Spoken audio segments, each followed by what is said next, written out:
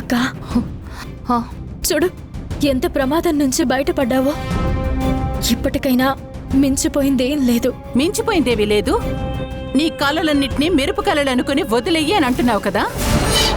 ప్రతి ఒక్కరూ వచ్చి మేమేం చెయ్యాలి, ఎలా చెయ్యాలి అని చెప్పేవాళ్లే.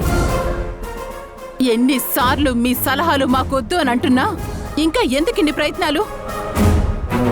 ఏం మనుషులో ఏంటో. వెళ్ళో.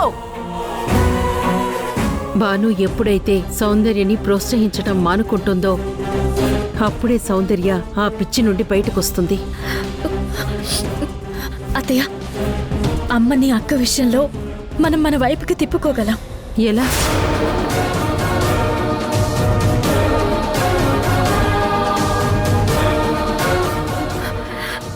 ఏమంటారు అత్తయ్య? ఈసారి మనం మరింత జాగ్రత్తగా ఉండాలి. ఈసారి మనం ఫెయిల్ అవ్వకూడదు అత్తయ్య.